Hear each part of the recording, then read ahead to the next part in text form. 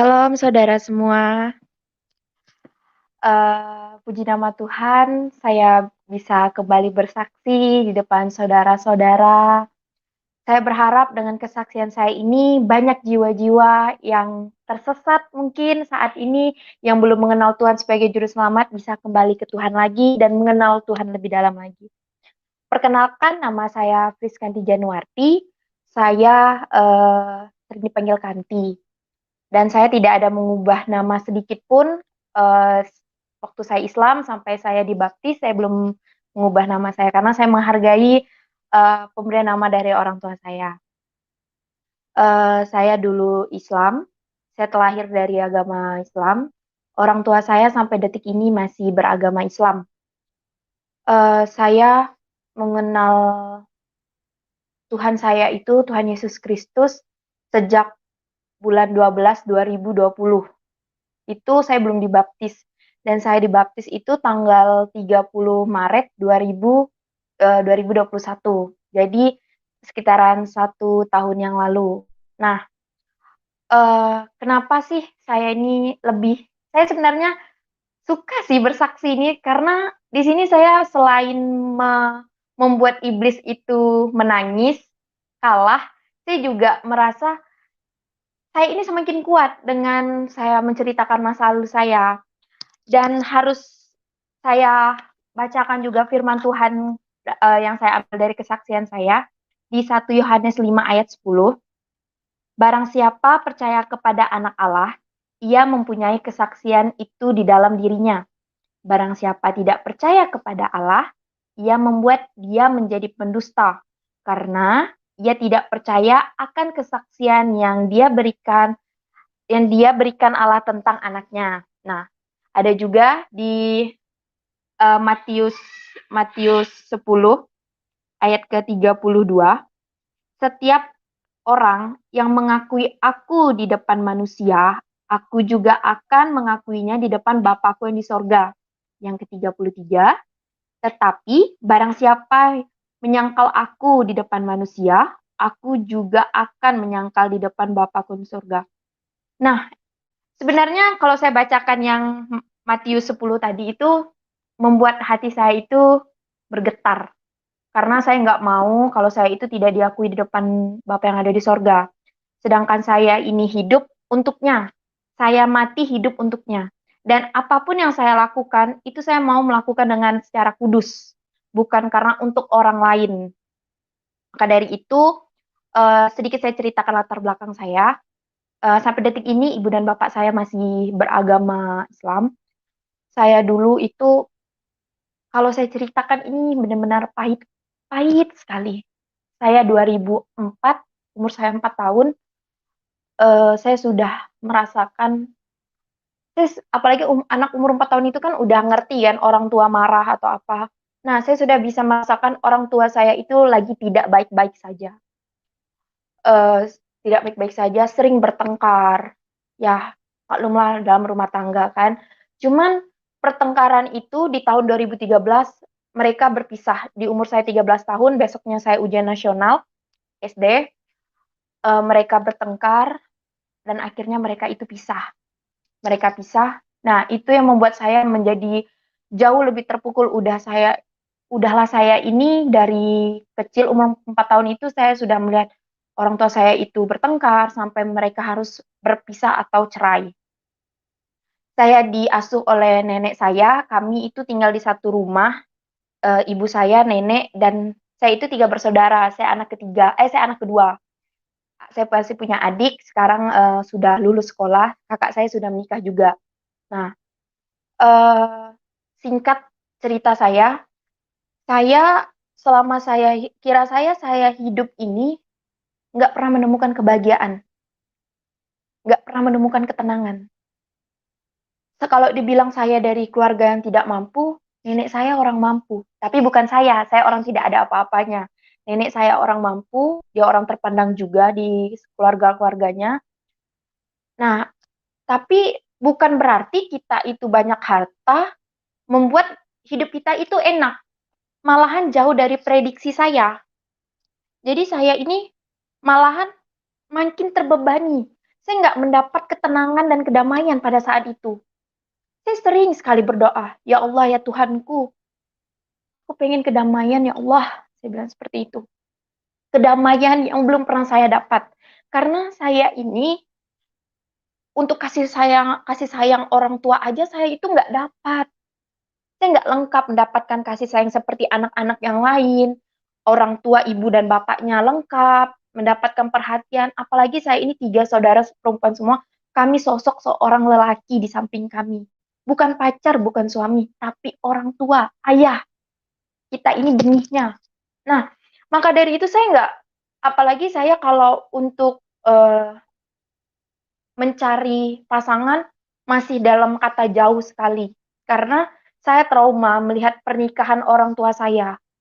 Karena sedikit-sedikit kalau misalnya ibu dan bapak saya bertengkar, ibu saya ini langsung lari ke rumah nenek saya, bawa barang-barang ke rumah nenek. Dikit-dikit bertengkar seperti itu. Nah, bukankah kita kalau sudah menikah, masalah sebesar apapun dalam rumah tangga, orang tua itu nggak perlu tahu. Cukup kita dan suami kita aja. Saya di umur segitu udah bisa berpikir karena saya juga nggak tahu ini kuasa apa yang masuk. Umur saya masih muda, tapi saya mengakui itu bukan pikiran saya pada saat itu. Kenapa mama ini dikit-dikit kalau lagi sama papa langsung ke rumah nenek? Saya mikir gitu. Tapi saya ngikut aja. Saya ngikut mungkin ini yang terbaik. Karena saya juga masih kecil kan, masih butuh makan juga waktu itu. Masih butuh makan dari orang tua, belum bisa cari sendiri. Lalu singkat ceritanya, saya SMA. Nah, di SMA itu eh, apalagi umur 17 jalan 18 itu kan sudah lewat eh sweet 17 kan, remaja meranjak dewasa. Banyak sekali ujian-ujian yang saya lewati, yang bahkan saya merasa itu berat. Dari ujian sekolah, masalah di rumah, sampai masalah saya sama teman-teman saya. Nah, saya berpikir ya mungkin masalah itu emang harus saya lewati. Kalau saya tidak lewati atau saya lari dari masalah, apa bedanya saya seorang pecundang? Belum lagi tuntutan dari orang tua. Saya dikatakanlah saya ini anak kedua, tapi harapan mereka itu ke saya. Karena ibu saya sering bilang gini, Kanti sama kakaknya dan adiknya yang lebih pintar Kanti. Dia bilang, ya kenapa mama saya bisa bilang gitu? Saya bisa masuk sekolah terfavorit di kota saya. Murni tanpa nyogok sama sekalipun. Saya murni belajar, beda dengan kakak dan adik saya. Nah, bukan berarti kakak saya nggak murni. Kakak saya itu masuk bisa dikategorikan ya sekolah bagus juga. Adik saya masuk sekolah terfavorit juga, tapi melewati zona. Jadi jarak jarak sekolah ke rumah lebih dekat. Jadi itu yang diutamakan untuk masuk. Jadi mama saya itu melihat saya ini lebih menonjol. Ya wajar sih beliau bilang seperti itu, karena beliau juga yang mengurus saya dari kecil. Saya lebih menonjol katanya, saya lebih pintar. Bukannya saya sombong atau apa, melainkan itu tuh jadi beban untuk saya. Karena orang tua saya malah menyuruh saya, kamu harus seperti ini ya. Padahal saya nggak mau gitu. Ada banyak sekali cobaan-cobaan yang datang pada saya nggak bisa sebutin karena cukup banyak sekali sampai akhirnya eh, saya merasakan cobaan itu tuh datang ketika saya sudah selesai sekolah. Ada satu tuntutan orang tua saya yang nggak bisa saya ceritakan di sini, yang membuat hati ini menjadi, aku nggak bisa, saya tidak bisa, saya tidak bisa, karena itu bukan juga haknya saya. Ya saya tahu, walaupun ya orang-orang di luar sana mungkin menginginkannya, tapi tidak bagi saya. Jadi saya menangis pada saat itu. Itu di bulan 12, saya menangis, menangis, menangis, menangis. Karena ibu saya menyuruh saya kuliah, tapi saya maunya kerja. Saya menangis di saat saya tertidur itu dengan air mata saya masih ada. Sebelum saya tidur, saya masih sempat berdoa. Ya Allah, ya Tuhanku, ampunkanlah dosa-dosa ibuku. Kasihilah dia Tuhan, seperti dia mengasihiku di waktu aku kecil. Itu kan membuat saya sering sekali setelah sholat, Allahumma firli wali walidayya warhamhuma kama rabbayani shaghira. Nah, itu saya sering sering sekali saya ucapkan setelah saya sholat. Walaupun ya bisa dikatakan saya itu kalau untuk mengaji aja kurang, karena semenjak saya hatam Al-Quran itu SD, setelah hatam Quran saya nggak ada buka-buka Al-Quran lagi karena saya sudah terfokus berpikir untuk kedua orang tua saya yang sudah hancur berantakan dan membuat pikiran saya itu nggak fokus untuk sekolah, untuk apa? Untuk sekolah, untuk mengaji. Sholat itu pun kata orang bisa belang-belang kambing. Nah, saya tidak mendapatkan ketenangan juga pada saat saya mendapatkan cobaan-cobaan itu.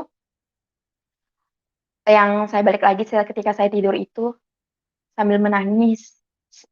Saya nggak tahu kenapa kalau tidur nangis itu enak, adem gitu. Mata saya itu rasanya adem, padahal kalau nangis itu kan panas.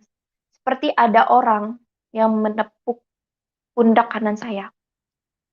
Saya tahu itu tuh suara laki-laki. Padahal suara itu tuh yang membuat saya itu nyaman. Tapi itu bukan suara papa saya, bukan suara kakek, bukan suara siapapun. Dan suara itu tuh asing. Dan dia berkata, kau berhak menjadi hambaku, dan kau berhak menyembahku. Nah, saya pikir, kok orang ini ngomongnya seperti ini? Bangun dari tidur saya, tiba-tiba sudah pagi. Sudah pagi, nah saya langsung pergi kerja, siap-siap pergi kerja, prepare pergi kerja. Sampai di tempat kerja, saya tanya nih sama dua teman saya. Yang satu yang muslim, yang satu yang non-muslim. Eh, yang sama muslim. Aku tadi malam mimpi ini loh. Dia berkata seperti ini. Terus yang muslim bilang, ah itu cuma bunga tidur. Dia bilang, mungkin kau kecapean. Tapi mimpinya itu beda. Saya bilang, ya udah. Singkat cerita, saya tanya lagi sama yang non muslim nih. Aku tadi malam mimpinya ini, kan? Ih, coba kau langsung ke gereja. Tiba-tiba dia itu langsung nyudutkan ke gereja. Nah, tersontak di hati ini kayak berkata, yuk pergi. Seperti ada dorongan, tarikan buat saya itu ke gereja. Padahal saya nggak mau pada saat itu kan. Cuman hati ini berkata, lebih baik ke gereja aja kali ya. Untuk mendapatkan mungkin di sana ada jawabannya. Tapi eh, karena saya nggak punya waktu untuk ke sana dan saya nggak punya teman juga, teman saya yang satunya itu kami nggak pernah satu shift, nggak pernah sama-sama off juga. Jadi kalau misalnya saya off, dia kerja. Jadi saya nggak punya teman lagi untuk datang ke gereja gitu kan. Jadi cara saya buat mencari taunya saya buka lagu rohani. Buka lagu rohani, lagu yang pertama kali saya dengar itu judulnya Engkaulah Perisaiku. Yang lagu seperti Engkaulah perisaiku saat badai hidup menerpaku. Firman-Mu di dalamku tenangkan jiwaku. Ku kan berdiri di tengah badai dengan kekuatan yang kau berikan.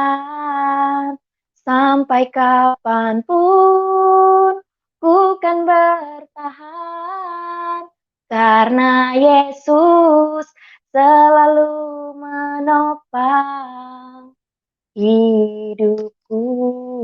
Nah, saya tuh mendengar kalimat-kalimatnya itu, kenapa Yesus menopang hidup orang-orang Kristen?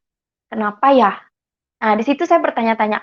Apalagi saya ini kan sudah dari dulu didoktrin nggak boleh tahu agama yang lain. Karena menurut ibu saya waktu itu ngomong sama saya, agama yang dimuliakan, agama yang dijanjikan masuk surga itu hanya agama Islam. Nah, jembatan Siratul Mustaqim lah tuh kita bisa menuju surga, dia bilang. Nah, jadi saya itu nggak mau, apalagi saya waktu itu berjilbab, saya nggak mau nih satu helai rambut saya nampak aja, kata ibu saya itu sama saja saya uh, menyuruh bapak saya atau mengarahkan bapak saya satu langkah ke neraka, beliau bilang seperti itu. Ya udah, saya menghargai ibu saya nggak mau, masih nggak mau nih, masih berkuat untuk tidak ke gereja, tapi mendengarkan lagu-lagu rohani, apalagi lagu yang tadi saya nyanyikan, itu tuh membuat hati damai sejahtera itu ada. Ini yang saya cari. Masa sih dengan cuman satu lagu saya buat saya damai? Saya masih penasaran, kan ini lagu biasa toh, saya bilang seperti itu. Tapi eh, seiring dengan berjalannya waktu, hati ini nih kayak di lewat gereja itu kayak ada magnet yang menyuruh saya masuk gitu kan. Jadi saya memberanikan diri mengajak satu teman saya tiba-tiba suruh dia, hari ini kamu jangan kerja lah dulu, izin sakit ja, saya bilang gitu kan. Izin sakit ja, kawankan aku ke gereja. Hah, kok mau ke gereja? Dia bilang kan, mau ngapain? Indah aku takut mamamu marah katanya kan. Ih, enggak, ayolah please bantu aku. Sampai saya ini mau mohon, ayolah bantu. Nah, akhirnya beliau mau. Waktu itu saat itu saya masih pakai jilbab. Jadi di samping gereja itu ada toilet umum. Nah, ada toilet umum. Saya ganti baju di situ. Saya minjam baju dia. Pinjam baju ya, saya mau ke gereja kan. Ih, kamu nih pinjam-pinjam terus dia bilang kan. Enggak, Bah, pakai lah, dia bilang kan. Jadi sama pas masuk ke gereja itu sebenarnya besar sekali sih pengorbanan saya pada saat itu karena pertama kali buka jilbab, set, kayaknya tuh ringan kepala nih, nggak ada yang nyangkut apa-apa gitu kan. Sampai di gereja tuh saya bingung, noleh kiri kanan saya. Ini orang ngapain ya? Oh, nyanyi lagu rohani kali ya, pasti lagu rohani lah. Ada yang lagi berdoa. Nah, itu saya tahu beliau lagi berdoa. Ada yang nyanyi-nyanyi. Terus pas ibadah tuh dimulai, yang WL itu waktu itu saya bilang bukan WL, yang penyanyi di depan itu menyapa shalom katanya. Saya ikut lah di tangan saya silat kiri kanan, segini juga. Nah, habis itu diundang bangkit berdiri. Di situ kami bernyanyi lagi. Nah, lagu yang dinyanyikan itu padahal saya nggak pernah dengar sama sekali, cuman mulut ini dengan spontan ngikut. Padahal liriknya memang ada, cuman tuh kayaknya gampang banget. Saya sampai menangis-menangis kayak memang nangis saya itu nangis kebahagiaan, bukan nangis yang karena nyesal, takut, melainkan Tuhan inilah kedamaian yang aku cari selama ini. Terpanggil. Padahal saat itu saya nggak ada yang mendoktrin saya untuk belajar agama Kristen, nggak ada, atau membuka Alkitab. Saya aja nggak punya Alkitab. Al-Quran aja jarang saya baca, saya pikir seperti itu. Apalagi Alkitabnya agama lain, saya mikir gitu kan. Cuman di situ selesai dari gereja, nggak tahu kenapa Tuhan itu cepat sekali membuktikan kebenaran. Padahal saya nggak mau pada saat itu kasih tahu mama saya atau keluarga-keluarga saya kalau saya ke gereja. Pasti mereka marah besar, saya tahu. Karena saya kan dari suku Bugis juga, marah besar. Mereka sangat fanatik sama orang Nasrani. Pernah dia berkata seperti ini, musuh agama Islam tuh satu, dia bilang. Kira saya iblis, ternyata orang Nasrani, dia bilang. Orang Nasrani itu orang apa? Orang Kristen, katakan. Pokoknya selain agama Islam, itu bukan teman kita, dia bilang. Bukannya kita nih di sini Bhinneka Tunggal Ika bersatu, berbeda-beda tapi tetap satu. Cuman tidak di dalam keluarga saya. Ya mereka sapa menyapa seperti itu aja, tapi untuk akrab gitu mereka enggak mau. Setelah itu keluar dari gereja, kan pakai motor. Ini gerbang gereja nih, pagarnya saya keluar. Nih mobil tiba-tiba lewat dan itu plat KB-nya itu plat KB mobil tante saya. Yang di dalam mobil itu ada mama, ada adik, ada nenek. Wah, ramai tuh di dalam mobil. Tiba-tiba HP saya bunyi. Mama nelpon, nggak saya angkat nih. Saya suruh teman saya, ngebut lah, ngebut. Kata saya bilang gitu. Itu mobil mama aku di belakang. Saya bilang gitu kan.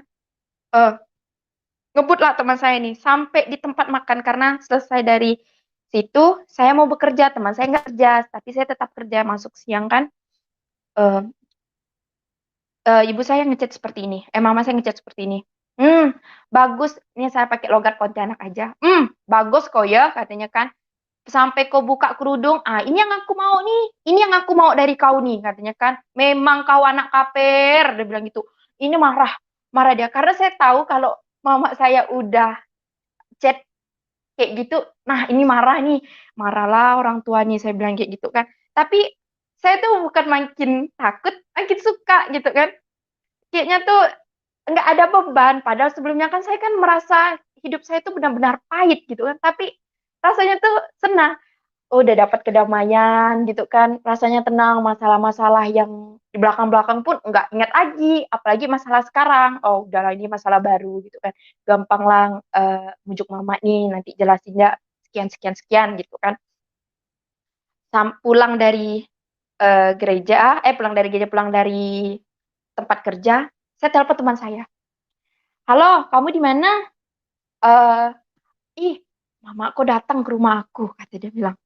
Hah, benar lah, kata saya bilang. Ya, mama kok datang sama tante kau, kata dia bilang kan. Aduh, berdebar nih, berdebar.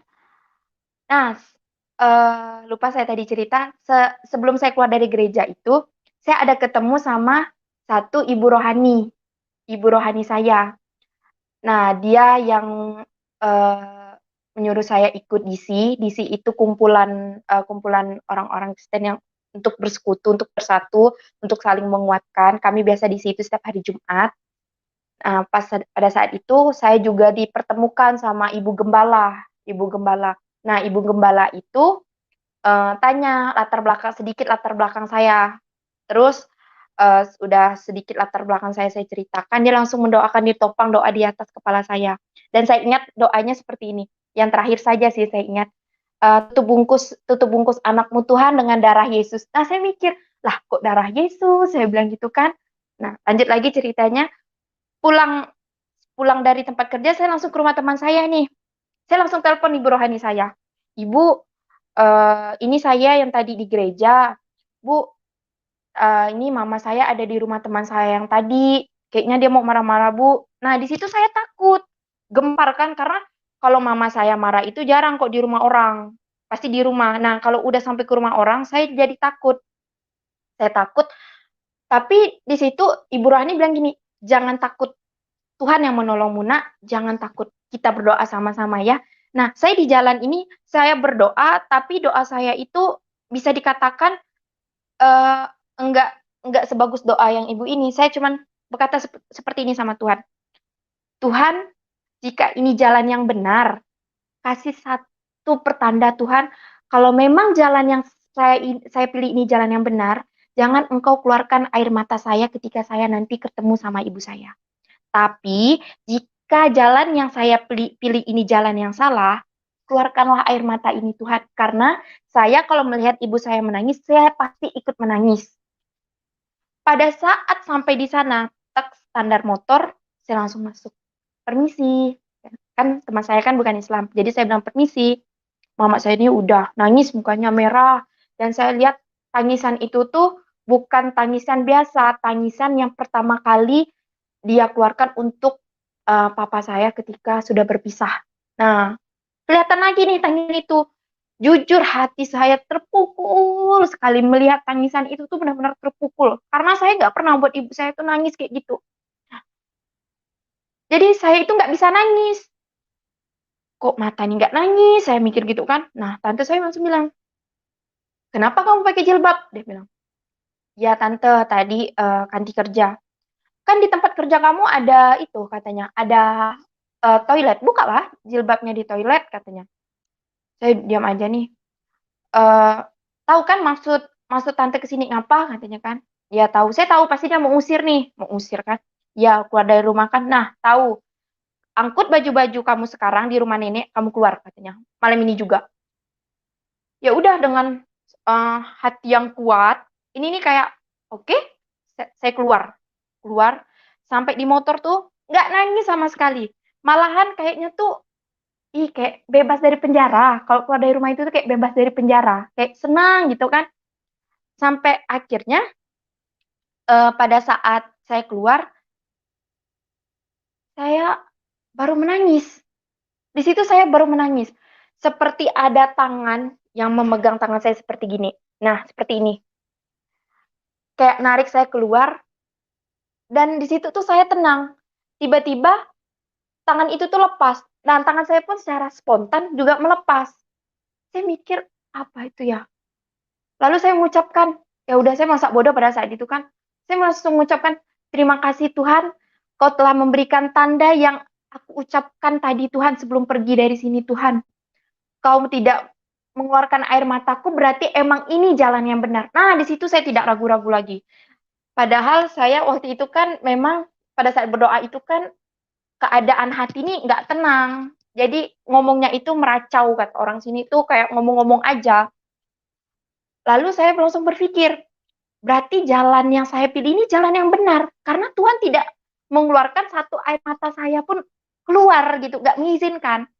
Nah, saya dapat itu di firman Tuhan setelah saya sudah bisa membaca Alkitab di Yesaya 41 ayat 13.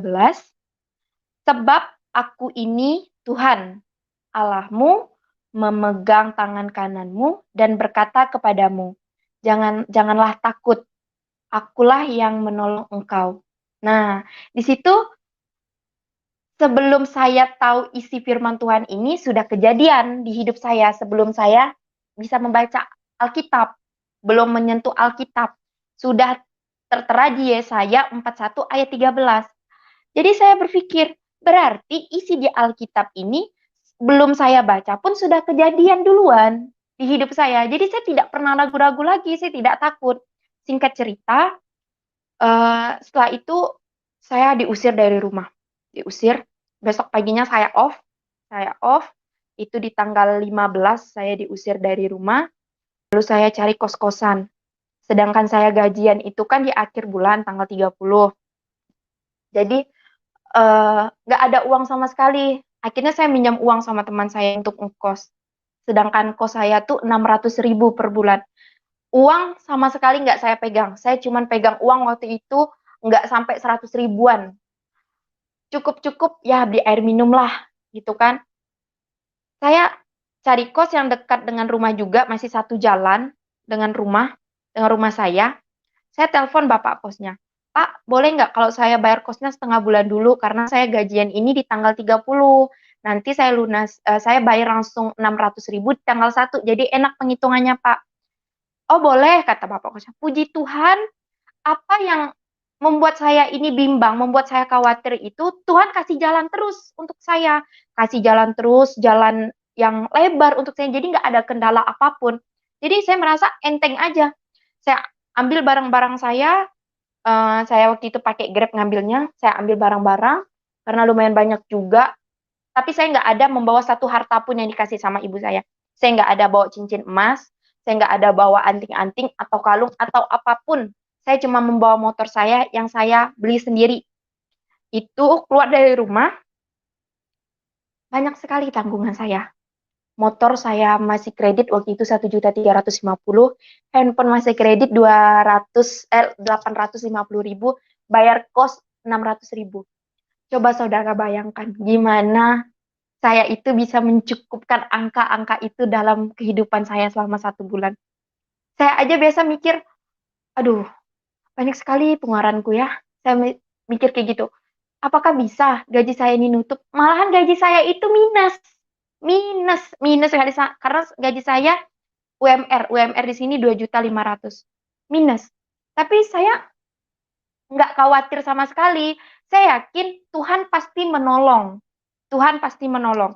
Sesuai di dalam firman Tuhan, dalam Yohanes 15 ayat 16, bukan bukan kamu yang memilih aku, tetapi akulah yang memilih kamu. Dan aku telah menetapkan kamu supaya kamu pergi dan menghasilkan buah, dan buah itu tetap, supaya apa yang minta kepada Bapa di dalam namaku diberikannya kepadamu. Terus di dalam Yohanes 14 ayat 6, akulah jalan kebenaran dan hidup. Tidak ada seorang pun yang datang kepada Bapa kalau tidak melalui aku. Nah, saya membaca firman Tuhan ini, saya langsung terkonek dengan kehidupan saya. Tuhan tidak bakalan meninggalkan saya sendiri. Walaupun saya sendiri, saya serba kekurangan, tapi Tuhan selalu mencukupkan dengan caranya sendiri, dengan zatnya sendiri. Dan saya percaya itu. Saya alami dengan hidup saya bercerita bukan mengada-ngada karena saya sendiri yang mengalaminya. Jadi membuat saya itu semakin kuat, semakin bertambah jiwa saya, semakin kuat keimanan saya, karena Di saat saya lagi kesusahan pun, saya tidak merasa susah.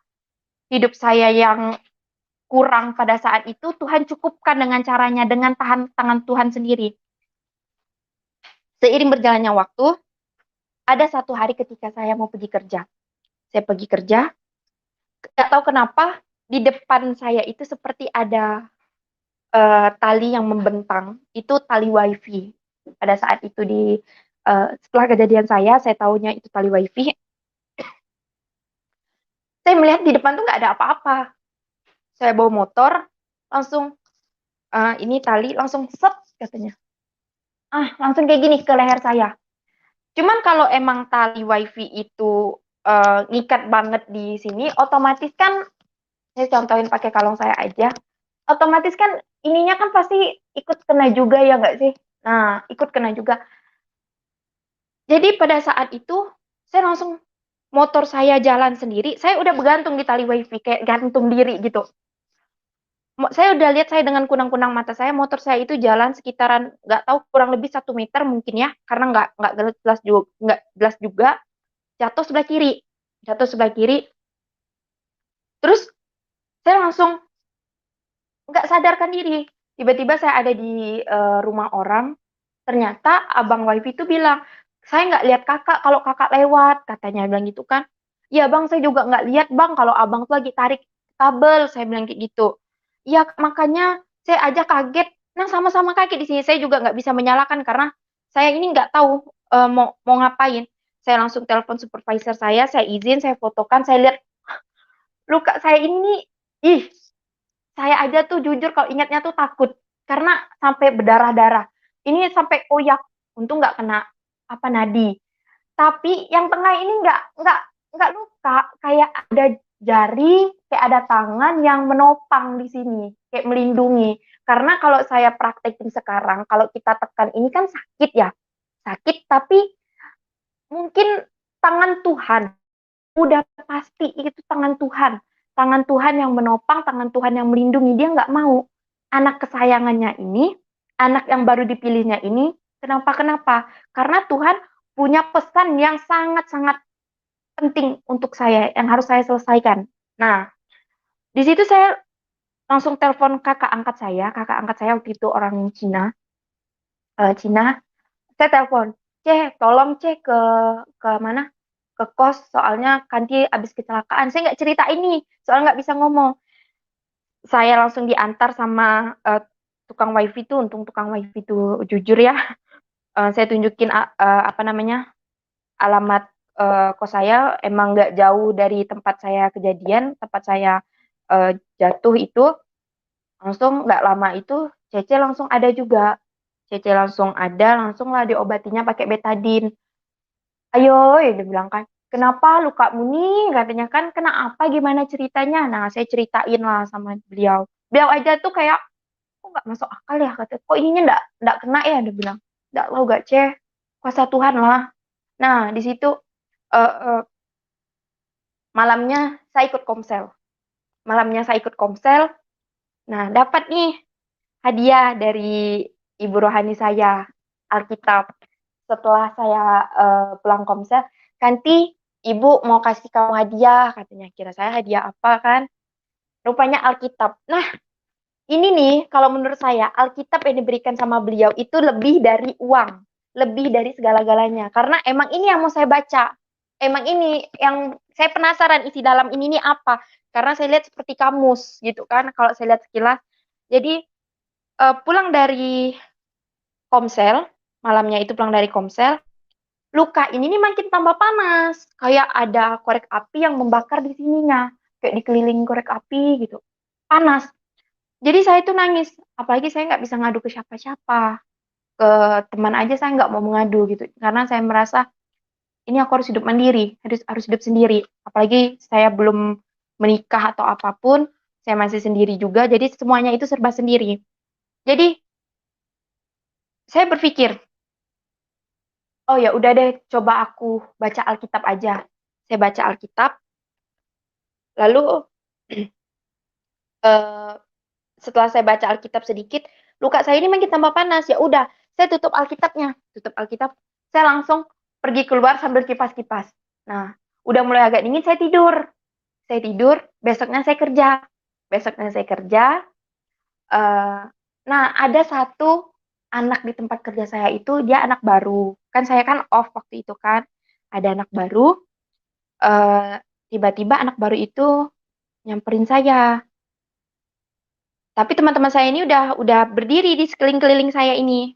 Nanyain kenapa gini-gini bisa kejadiannya. Soalnya katanya dari supervisor bilang cuman kecelakaan, nggak tahu cerita kronologisnya gimana, dia bilang.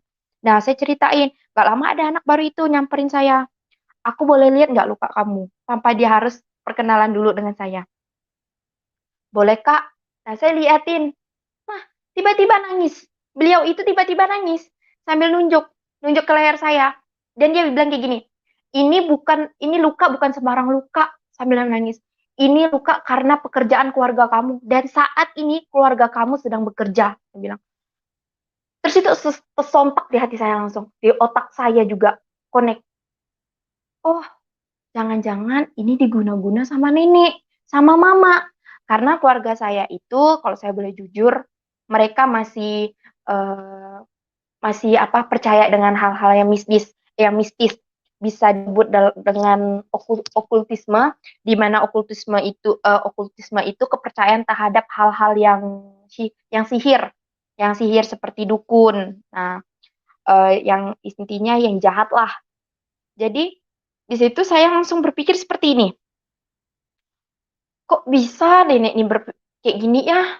Tapi saya masih nggak mau nih, nggak mau berprasangka langsung mau nelpon atau marah-marah, saya nggak mau karena kalau dalam Islam bilang tuh seuzon, takut seuzon. Nah, lalu pulang dari tempat kerja, ini luka ini makin tambah panas dia. Jadi saya kipas-kipas terus nih, kipas-kipas. Saya langsung baca Alkitab lagi karena saya takut nih omongan kakak-kakak yang tadi ini bilang eh, terjadi benar-benar di dalam hidup saya. Jadi saya baca Alkitab. Waktu itu saya baca Alkitab sampai di Kejadian sampai ayat ke-9. Pada saat saya pas nih lampunya kayak gini, lampu. Jadi sebelah sini ini gelap, sebelah sini gelap, gelap, sebelah kiri saya gelap. Jadi ada lampu cuma di sebelah kanan. Tiba-tiba pada saat saya baca Alkitab, seperti ada cahaya yang menyenteri saya atau mengarah kepada Alkitab ini, dan seperti ada orang yang menghembus telinga saya sebelah kiri, kayak dihembusnya, begitunya. Jadi di rambut nih kayak terbang gitu, terbang, kayak emang kita niup gitu, niup lilin. Langsung saya lihat ke kiri saya, itu luar biasa. Iblis itu besar tinggi melewati ventilasi kamar kos. Melewati ventilasi kamar kos. Saya nggak bohong, itu benar-benar saya lihat. Saya langsung teriak, Alkitab saya lempar. Karena pintu kos nggak saya kunci. Pada saat itu saya lupa kuncinya. Nggak tahu saya lupa atau apa. Karena anak-anak kos tuh bisa masuk. Karena saya teriak nih. Masuk saya udah garu-garu kepala. Saya udah nutup-nutup mata. Takut karena emang takut. Mereka langsung hidupin lampu tengah, lampu kamar kos tuh. Karena saya itu bacanya itu kan agak ke belakang ada dapurnya juga. Kos tuh ada dapurnya juga. Dia langsung dihidupinnya. Kamu kenapa? Katanya kan. Teman-teman kos tuh langsung masuk. eh Dia lihat Alkitab tuh berdiri kayak ada orang yang megang Alkitab ini berdiri aja gitu kayak ada megang. Jadi teman saya langsung ngambil dalam nama Yesus katanya, dalam nama Yesus. Saya itu sempat terdengar di telinga saya. Langsung dia mendoakan saya. Nggak tahu dia mendoakan saya dengan cara beliau seperti apa. Saya juga nggak tahu. Jadi hati ini jadi jauh lebih tenang. Pas saya membuka mata, saya ngeliat tuh sosok itu tuh masih ada, sosok roh jahat itu masih ada. Dia berwarna hitam besar tinggi. Di situ saya nggak mau masuk ke kamar, saya tidur di kamar sebelah. Besoknya saya telepon ibu rohani saya. Sebenarnya malam itu udah saya telepon, cuman beliau nggak angkat karena beliau sudah tidur. Kejadiannya itu jam 12 malam, jam 12 lewatan gitu lah. Saya telepon beliau paginya. Kenapa Kanti? Saya ceritain yang tadi malam apa yang saya lihat itu. Saya ceritain. Datanglah tim pendoa dari gereja untuk mendoakan kamar itu. Lebih pastinya dikuduskan kamarnya. Jadi pada saat dia mendoakan kamar itu, udah diurapinya juga dengan dengan minyak kudus, kata ibu rohani saya waktu itu. Lalu minyak urapan di pintu-pintunya sampai kamar mandi, sampai dapur-dapurnya juga. Terus beliau bilang, kamu tanggal 30 kamu baptis ya, katanya. Nah, padahal kalau saudara dengar lagi cerita saya kan keluar tanggal 15 Maret, tapi saya baptis tanggal 30 Maret. Jadi nggak sampai 1 bulan, setengah bulan aja saya sudah dibaptis gitu. Saya belum ikut kelas baptis juga atau FC1 dalam gereja saya namanya FC1, baru saya dibaptis. Nah, pada saat hari itu tanggal 30 jam 1 saya ikut kelas baptis, sorenya saya langsung baptis. Ketika baptis, mujizat Tuhan terjadi lagi di dalam hidup saya. Luka yang tadi ini luka belum kering ini, tiba-tiba ngelupas malamnya. Ngelupas, ngelotek-ngelotek, kayak luka tuh udah kering, udah lama keringnya, padahal luka itu cukup dalam, apalagi kulit leher ini kan lembut dibanding kulit tangan, dia lebih lembut, lebih tipis juga. Nah, terus lukanya ini dalam, tiba-tiba itu cepat banget keringnya setelah saya dibaptis. Nah, setelah saya dibaptis itu lukanya itu langsung kering, saya langsung bingung, kok cepat banget, saya mikir gitu. Nah, mungkin Pak Bombom bisa buka foto baptis saya, waktu itu saya baptis cuma berdua sama orang. Nah, itu foto baptis saya, yang di sebelah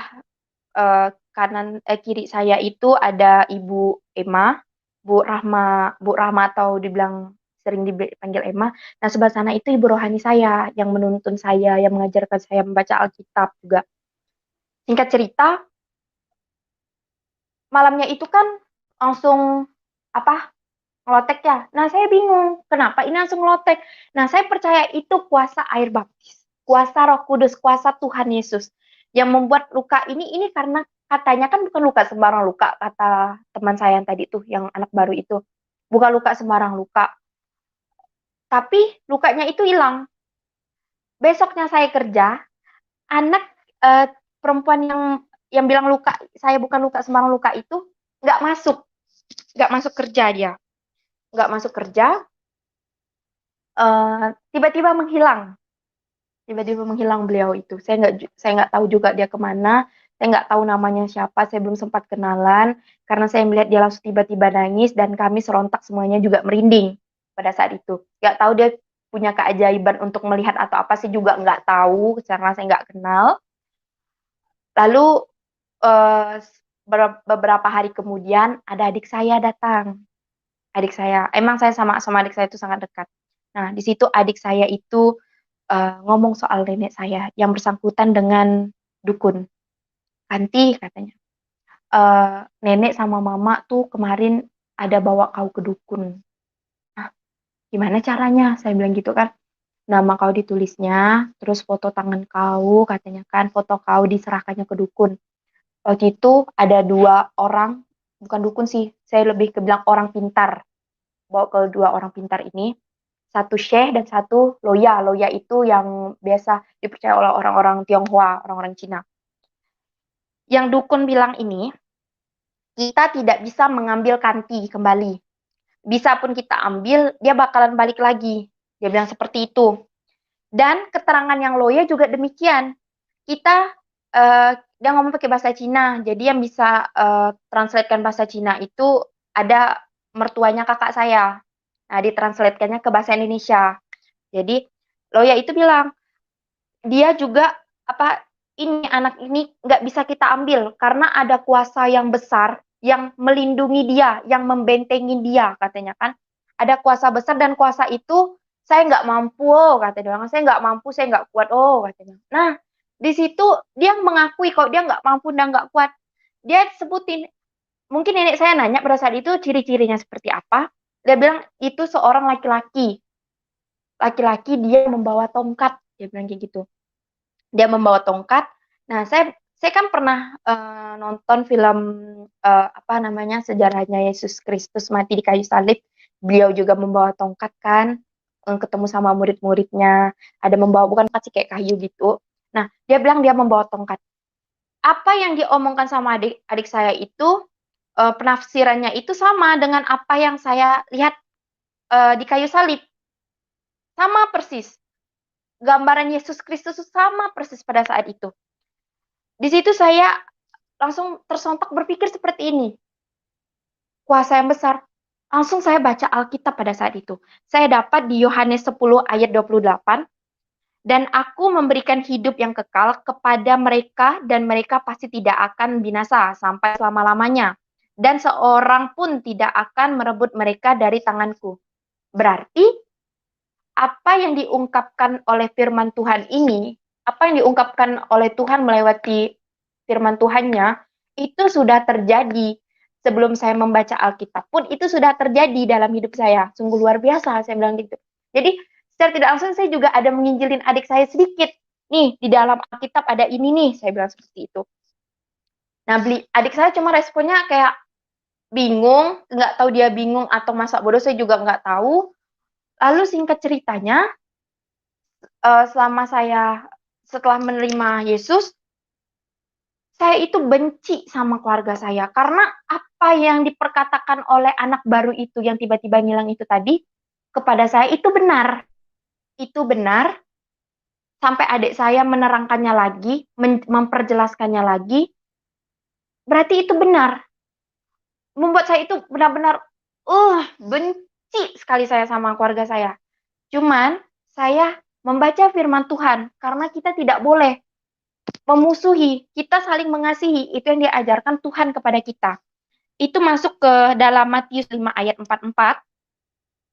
Tetapi aku berkata kepadamu, kasihilah musuhmu dan berdoalah bagi mereka yang menganiaya kamu.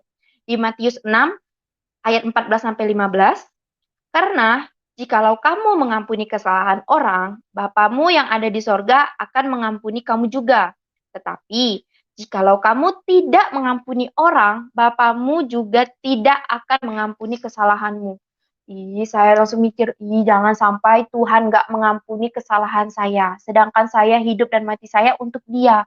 Bagaimana saya mau melayani Tuhan kalau saya itu masih dalam hidup yang merasa berdosa terus, merasa saya nggak mengakui kesalahan saya.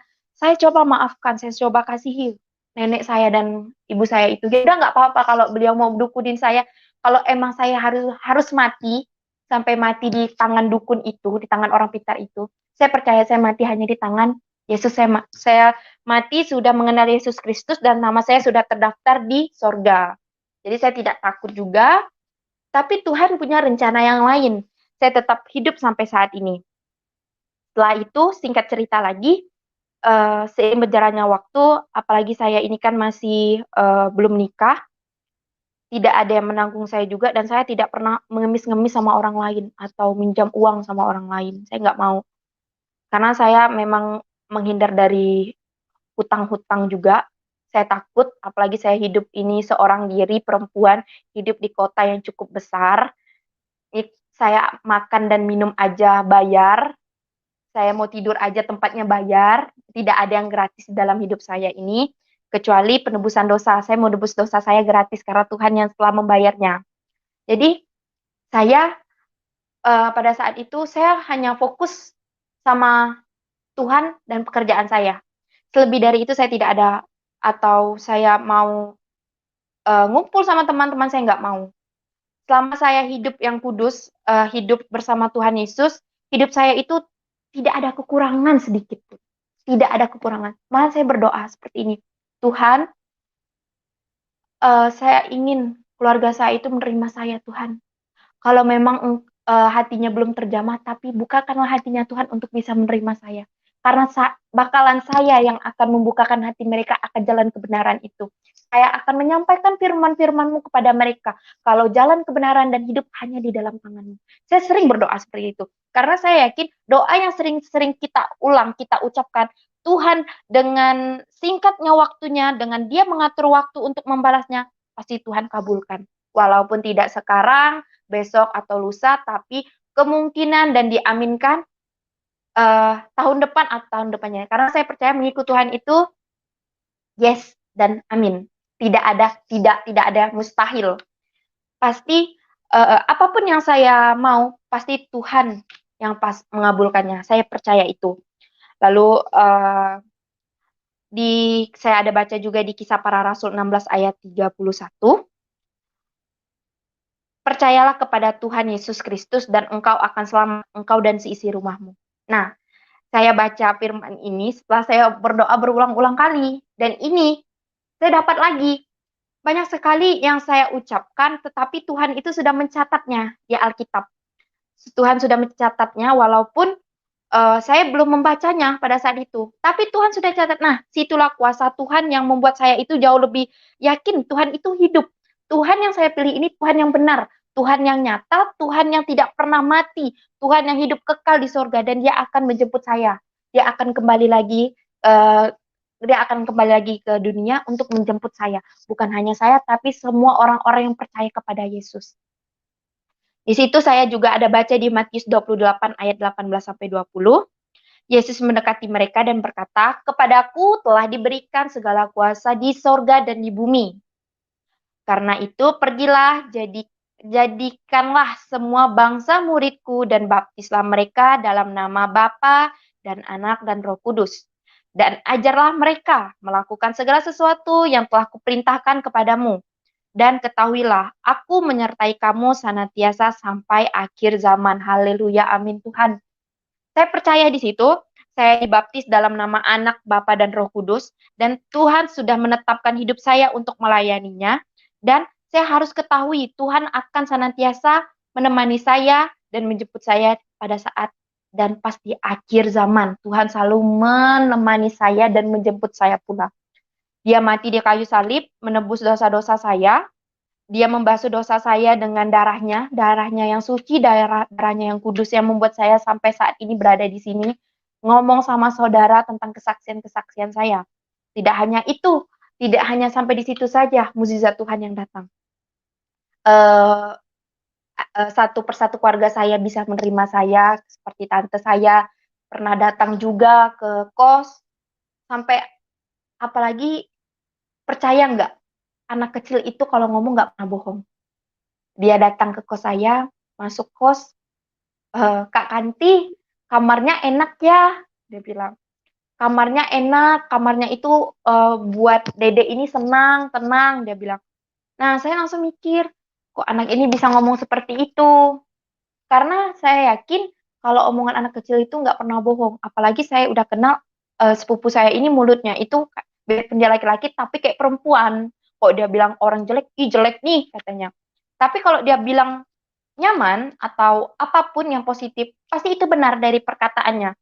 Nah, karena saya ingat kamar saya pernah diurapi, pernah dikuduskan pada saat kejadian saya waktu itu kan oleh tim pendoa dari gereja. Saya percaya Tuhan saya itu ada di kos. Tuhan saya itu ada dimanapun saya berada.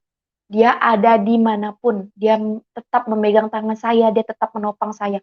Walaupun dia tahu di belakang saya ada salib yang begitu besar yang saya bawa, tapi dialah yang membantu saya menopang salib itu. Dia memberikan saya kekuatan juga. Itu saya ada baca, ini saya catat juga di Amsal 3 ayat 33. "Kutuk Tuhan ada di dalam rumah orang fasik, tetapi tempat kediaman orang yang benar diberkatinya." Berarti karena saya memilih jalan kebenaran dan hidup itu hanya di Yesus Kristus Tuhan, membuat tempat kediaman saya itu diberkatinya. Diberkatinya sehingga anak kecil pun yang berbicara kepada saya, adik saya itu berbicara, saya yakin itu kuasa Tuhan. Tuhan yang punya kuasa pada saat itu. Tuhan yang bekerja sebebas-bebasnya, seluas-luasnya, bekerja di kos saya walaupun saya sendiri, dia melindungi saya. Karena di sini saya merasa jauh lebih yakin lagi, walaupun saya sudah kehilangan ibu dan bapak saya tidak pernah tawar hati, tidak pernah tawar hati takut untuk mengikut Tuhan, walaupun saya harus kehilangan seluruh keluarga saya nggak pernah takut.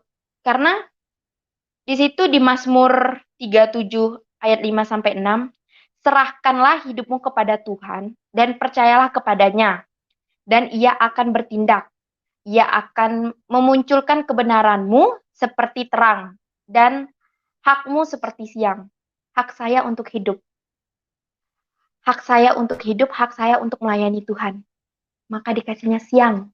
Siang di hidup saya nggak pernah merasakan kesepian.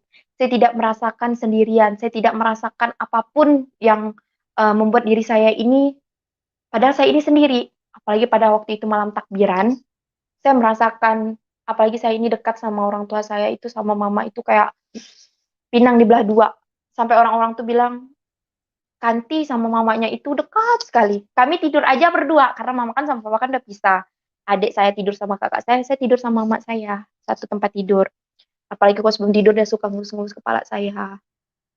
Sebenarnya saya kalau cerita ini mau nangis, cuman Tuhan itu nggak mengizinkan air mata saya jatuh. Karena Tuhan bilang, walaupun saya ditinggalkan kedua orang tua saya, tapi Tuhan yang menyambut saya. Jadi saya nggak mau nangis, saya nangis hanya untuk Tuhan. Saya nggak mau nangis hanya untuk orang tua saya, karena bukan orang tua saya yang menyelamatkan kehidupan saya. Keselamatan hidup saya hanya ada di Yesus Kristus. Yesus Kristuslah jalan kebenaran dan hidup, jalan yang terang. Sudah cukup saya berada di lembah kegelapan yang membuat saya itu tidak tenang, dan sekarang saya sudah berada di daratan, di udara dengan suasana yang nyaman, yang damai sejahtera dalam hidup saya. Saya bisa di sini berbicara, saya bisa melakukan apapun yang saya mau atas kehendak Tuhan. Saya tidak merasa kekurangan, apapun yang saya kurang dicukupkan sama Tuhan, yang sulit dipermudahkan sama Tuhan, yang tidak ada diadakan sama Tuhan. Tuhan melengkapi hidup saya secara tidak langsung. Karena saya percaya Tuhan itu dialah Bapakku. Dia Bapakku. Di sini saya ada baca di waktu itu pendeta ada, pada saat ibadah saya ada catat beberapa poin yang pendeta bilang. Dia telah menebus kita secara pribadi sehingga kita menjadi milik kepunyaannya. Kerinduannya adalah menjadi Bapa bagi kita, yaitu Bapa yang menjadi pemberi. Pemberi apapun yang kita mau diberikannya. Karena doa orang baik akan cepat terkabulkan, walaupun tidak secara spontan. Jadi saya percaya walau ketika saya berdoa, walaupun tidak dikabulkan Tuhan hari ini atau besok, masih lama gitu, 2 atau 3 hari lagi, saya percaya apapun yang saya ucapkan, dia bakalan kabulkan lebih dari apa yang saya harapkan. Terus dia juga pelindung. Saya tidak ada orang tua, saya tidak ada keluarga yang melindungi saya, tapi dia selalu melindungi saya. Contohnya pada saat saya terkena tali wifi, beliau, Tuhan itu menolong saya. Saluran pernapasan saya dilindunginya dengan tangannya. Nah, dia sebagai pelindung. Dia sebagai penghibur. Di saat saya kesepian, saya menghibur diri saya dengan menyanyikan lagu rohani. Nah, lagu rohani yang suka saya bacakan, yang suka saya nyanyikan itu yang sampai akhir hidupku. Lagunya seperti ini. Bapa, Engkau mengenalku lebih dari siapapun. Engkau tahu ceritaku dan isi hatiku. Tak peduli masa lalu, Engkau tetap memilihku. Ubahkanku, sempurnakan, jadi karya yang indah. Nah, di situ Tuhan sudah mengubah hidup saya menjadi karya yang indah. Yang indah untuk orang-orang di sekitar saya. Saya mengubah hidup saya yang dulunya dendam, nggak bisa memaafkan, membenci, sekarang sudah bisa mengasihi. Di situ saya percaya Tuhan memang melindungi saya, penghibur saya, dan Tuhan juga mengajarkan saya. Tuhan mengajarkan apa? Dari saya yang merasa sendiri, saya lebih bersyukur. Daripada saya berada di keluarga saya, tapi saya tidak mendapatkan kedamaian, bagus saya hidup sendiri dengan Tuhan. Saya nggak takut, saya tidak punya orang tua, saya hidup karena untuk Tuhan, Tuhan yang memberikan saya makan, burung-burung di udara saja Tuhan memberikannya makan. Apalagi saya yang bisa melayani Tuhan, saya bisa punya kearifan dalam berpikir, beda dengan burung di udara. mereka hanya terbang bebas tanpa mereka harus memikirkan manusia-manusia yang di bawah mereka.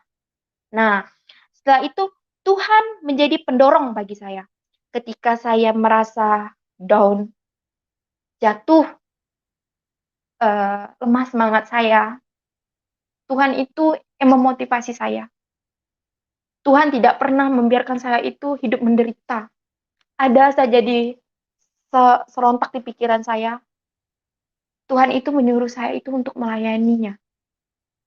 Saya melayaninya dengan kekuatan saya sendiri, yang saya hanya membaca Alkitab ya dicomot-comot biasa saja. Tapi saya tidak membenarkan juga kalau saya ini pintar dalam Alkitab. Malahan saya ingin di sini memperdalam Alkitab. Saya tidak juga membenarkan diri saya pada saat ini saya kesaksian biar orang-orang semua itu tahu saya ahli kitab, tidak. Saya juga baca, saya sambil baca saat ini saya masih mencatat, ini catatan saya masih mencatat. Karena selain saya bisa bawa kemana-mana juga ketika saya mau bekerja, saya membaca firman Tuhan. Ketika saya di tempat kerja, saya curi-curi waktu untuk baca firman Tuhan. Saya nggak pernah merasakan kedamaian di dunia ini melebihi dari kedamaian di surga. Kalau saya sudah berhasil bekerja sama Tuhan di surga, maka saya akan berhasil juga bekerja di dunia. Saya memang dulu orang tua saya itu menyuruh saya menjadi abdi negara. Tapi Tuhan berkehendak lain, Tuhan menyuruh saya menjadi tentara di surga. Tentara di surga untuk melayani orang-orang yang belum mengenal Tuhan, menginjilkan mereka. Saya berharap sekali kalau misalnya pun saya ada kesempatan, saya yakin saya pasti ada kesempatan dengan cara Tuhan sendiri, dengan jalan Tuhan. Saya ingin sekali menjadi seorang pendeta. Karena kalau saya melihat pendeta-pendeta itu, wajahnya itu terang, aman, damai, sejahtera saya melihat mukanya. Makanya saya kalau ke gereja itu, biasa kan saya ibadah itu jam 7, jam 6 saya sudah di sana. Saya mau duduk yang paling depan. Yang paling depan saya mau menatap muka pendeta saya, pengembala saya. Saya berharap Tuhan, semoga saja 2-3 tahun atau 4 tahun lagi saya ada di depan. Saya ada berada di panggung, membawakan firman-Mu, meninggikan nama-Mu bersama anak-anak-Mu yang lain. Saya berharap seperti itu. Tuhan juga memberi upah bagi saya. Memberi upah apa? Dia menjanjikan saya itu bisa masuk surga, bukan dengan kebaikan saja. Percuma saya membaca firman Tuhan, saya membaca Alkitab, kalau bisa 24 jam saya membaca Alkitab, tapi hidup saya tidak seperti Alkitab. Saya masih hidup dalam lembah kekelaman, misalkan nih, dalam, apalagi sekarang ini kan zaman teknologi yang luar biasa, handphone itu bisa menjadi sarana iblis untuk mengecohkan pikiran kita. Karena di dunia ini ada dua kuasa yang ingin merebut diri kita ini. Kuasa roh jahat dan roh kudus. Dua-duanya sama-sama mau diunggulkan. Jadi kalau saya memilih roh kudus ini, roh kejahatan ini, berarti kemanakah saya? Ke neraka.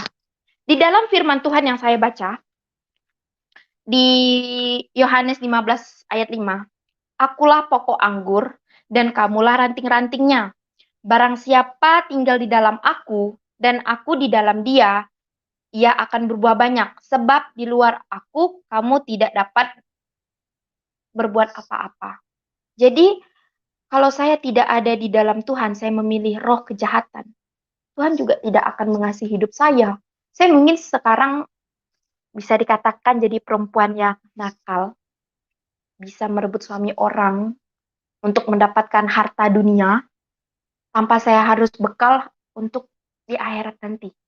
Saya nggak mau itu terjadi. Lebih baik saya hidup apa adanya, saya membeli Roh Kudus yang menemani hidup saya, apalagi saya ini kan dipilih sama Tuhan, bukan seperti saudara-saudara yang terlahir dari agama Kristen, yang sudah mengenal Tuhan dari sejak lahir, membuka mata langsung, oh Tuhanku benar. Sedangkan saya itu membuka mata saya saja, saya masih dalam agama Islam waktu itu. Nah, sekarang saya sudah berada di jalan keselamatan. Saya yakin jalan saya ini jalan yang benar. Tidak ada seorang pun yang bisa mengantarkan saya ke surga selain melalui Dia, melalui Tuhan kita Yesus Kristus. Karena Dia sendiri yang bilang, jalan keselamatan dan hidup hanya ada di dalamnya, tidak ada di dalam lain. Tuhan boleh banyak, nabi boleh banyak, rasul boleh banyak, tapi Yesus Kristuslah raja atas segala raja, Tuhan atas segala Tuhan. Dia membuat saya menjadi kepala bukan ekor. Pada saat saya menjadi ekor, dia mengubah wujud saya menjadi kepala. Saya bisa memandang semua orang yang membutuhkan pertolongan saya dengan kekuatan saya sendiri. Ya, memang saya bukan seorang yang kaya, tapi lebih baik saya kaya iman, kaya pemikiran tentang firman Tuhan daripada saya kaya harta. Karena kalau saya sudah kaya dalam iman, dalam firman Tuhan saya sudah mendalami, saya yakin Tuhan pasti membantu saya. Memang Tuhan memberikan saya itu lama, lama sekali prosesnya. Tapi dengan proses itu Tuhan mengajarkan saya, layak nggak anak ini saya pilih? Karena kita di dunia ini diseleksi untuk masuk surga. Kita ini lagi ikut kompetisi. Ini layak nggak masuk surga, dikasih cobaan. Ini layak nggak masuk surga, dikasih cobaan. Dan saya lah, di keluarga besar saya baru dijamah sama Tuhan. Dan saya saat ini sedang mengalami banyak sekali pencobaan-pencobaan yang Tuhan berikan, yang mana pencobaan itu tuh melebihi dari pencobaan yang ia rasakan, yang mati di kayu salib. Jadi kalau saya merasa diri saya itu lagi, apa ya, lagi hancur banget, sedih, saya pasti memandang salib. Di situ saya suka nyanyi, karena salibmu ku hidup. Nah, saya suka denger lagu itu. Jadi saya kalau di kamar mandi, saya nyanyi. Apalagi bangun tidur, buka mata saya langsung saya memandang salib. Mengucap syukur di pagi hari.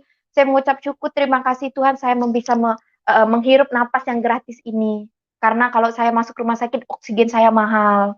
Nah, apalagi kok saya susah bernapas, gitu kan oksigen di rumah sakit kan mahal tuh, bayar lagi. Ya saya nggak punya uang untuk sakit-sakit terus. Makanya saya biasa berdoa kepada Tuhan. Ya Tuhan, kalau saya sebelum tidur, jagalah diri ini Tuhan. Pakailah diri ini Tuhan, pakai tubuh saya ini untuk melayani Engkau. Jadikan saya ini biji matamu Tuhan, agar saya selalu bisa mandang kebenaran, agar saya bisa membantu orang-orang yang membutuhkan saya Tuhan. Saya berdoa seperti itu. Dan puji Tuhan, puji nama Tuhan, saat ini saya berada di tengah-tengah orang yang seiman sama saya, dan saya sangat-sangat bersyukur, apalagi saya diundang untuk kesaksian di sini, saya bisa berbagi kesaksian saya kepada saudara-saudara juga. Malahan saya berpikir seperti ini, semoga dengan dengan saya bersaksi di sini membuat saudara-saudara itu yang lagi lemah iman menjadi kuat. Karena pencobaan-pencobaan yang saya ceritakan itu membuat diri saya juga kuat. Secara tidak langsung saya ingat lagi, oh Tuhan itu ajaib, Tuhan itu kuat, Tuhan itu memberikan saya kekuatan. Roh Kudus yang membantu saya. Dulu saya tidak bisa berdoa. Saya berdoa, gimana ya? Saya berdoa tuh kayak, ya Tuhan, Kanti mau berdoa. Semoga Kanti besok baik-baik saja Tuhan. Seperti itu. Bukan saya doakan orang-orang di sekitar saya dulu. Saya mendoakan diri saya. Padahal kalau kita berdoa itu, kita doakan dulu yang dari atas. Seperti presiden. Karena kalau kita berdoa itu, itulah salah satu komunikasi kita terhadap Tuhan. Kita berdoa itu kita lakukan secara sadar. Kita langsung berinteraksi langsung sama Tuhan. Tuhan juga mengharapkan doa kita.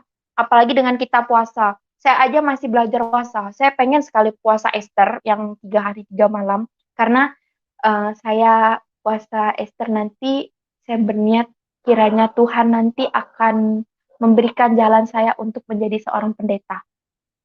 Jadi saya pengen sekali nanti belajar puasa juga, agar saya bisa menjadi seorang pendeta, saya juga bisa mengenal lebih dalam saya mengenal Tuhan. Waktu saya, lagu yang pertama kali saya dengar pada saat saya baptis itu, saya suka dengar lagu ini. Judulnya, bentar ya, Sungguh Indah, Sungguh Indah. Jadi lagu ini saya langsung rapnya aja.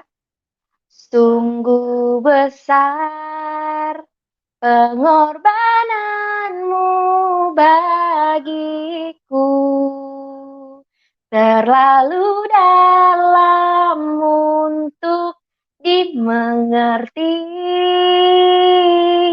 sungguh besar, sungguh indah yang kau pikirkan tentangku, tak terselami bagiku. Sungguh indah, sungguh indah kau Tuhan. Mungkin itu saja yang bisa saya sampaikan kesaksian saya. Semoga saudara-saudara bisa memahami apa yang saya rasakan. Terima kasih.